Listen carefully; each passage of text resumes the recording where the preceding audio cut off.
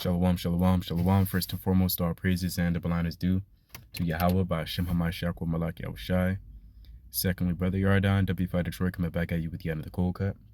Today in this video, I wanted to touch on a righteous balance. And I'm going to begin in the book of Proverbs, chapter 11, verse 1. Salakia. Proverbs 11 and 1, and it reads, "A false balance is an abomination to the Lord, but a just weight is his delight." And so this is speaking on a spiritual level, but it's also touching on a carnal level. In the ancient world, men of all different nations and women, we had a trade and barter system. For those who may not know, trade is just exchanging one item for another item. Barter is doing the same thing, but more so without money, right, to an extent. But nevertheless, that's the way men and women operated in the ancient world. And in the process of trading, you may have a balance. In other words, a scale. And that scale is going to determine how much something is worth. And so on a carnal level, you want to make sure it's a just balance. And by that, I mean it has to properly be weighed accordingly, so each person can receive their benefit. Now, however, because you have wicked men, these scales, aka balances, they were altered and tinkered with to the point where, it was fixed. And so some got more than what they deserved and some got less than what they deserved. Nevertheless, that's what happened as well, dealing with wicked men. Here's an account in Amos chapter 8, verse 5. And this is Israel, saying, "When will the new moon be gone, that we may sell corn, and the Sabbath, that we may set forth wheat, making the ephah small and the shekel great, and falsifying the balances by deceit?" And, I don't have the most knowledge to know how they were falsifying it, but maybe they kind of tinkered with it, twisted something, turned something, flipped something, to the point where they could falsify it to their own advantage, where they can get more gain while the other person is just losing out. And so that's what the balances are on a carnal level, on a carnal scale. I'll provide one more precept in the book of Sirach, chapter 42, I believe verse 7. "Deliver all things in number and weight, and put all in writing, that thou givest out or receivest in." So, you want to receive your contract, your paper, your receipt, things, things to that effect. That's found even in the New Testament, right? In a parable with Yahushai, and how he spoke about the man being wiser than the children of light. He got things written down in paper. And so, with that being said, that is the carnal level, but there's also a spiritual side as well. And the spiritual side is that being in this truth, we have a multitude of things that require our attention. That may be a family. It may be you studying. It may also be, let's say, a family member, and even work or school, or perhaps it's taking care of a dog. Whatever the case may be, you have certain things in your circle that require a certain amount of attention. And so you have to weigh each and every thing that requires your attention in a balance and see if you're given one situation or one unique situation too much of your attention, whereas it's like while the others receiving too little.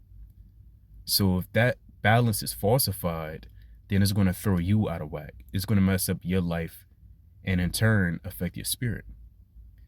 And so the point of this video is for Israel to examine himself, to write down, consider, to really be diligent of what you give your time and attention to. Maybe you're watching too much TV. Maybe you scroll too much. Maybe your leisure time is just far too much. Perhaps it exceeds that of your studying. Or maybe you may, be with your wife too much. Yes, you can be with your wife too much, Og.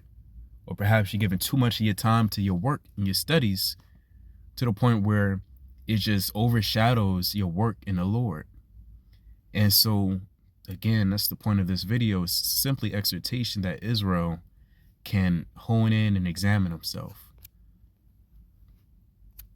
You know, you had men in the ancient world, they didn't do the best job weighing everything in a balance. I want to get an example. Jacob. Now, Jacob was a man of the field.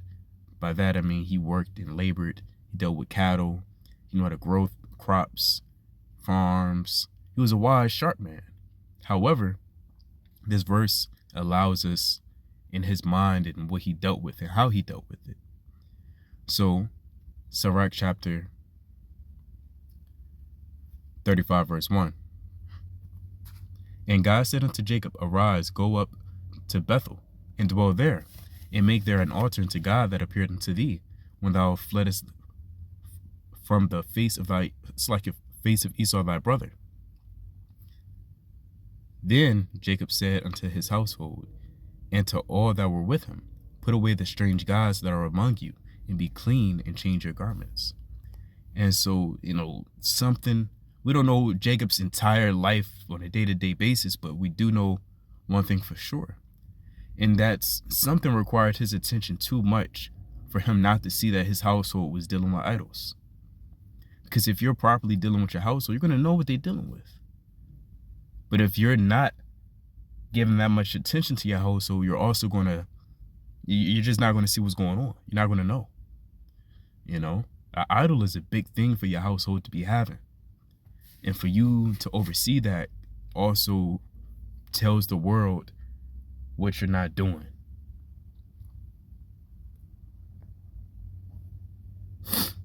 So I want to get a few more. Romans chapter 12, verse 2. And be not conformed to this world.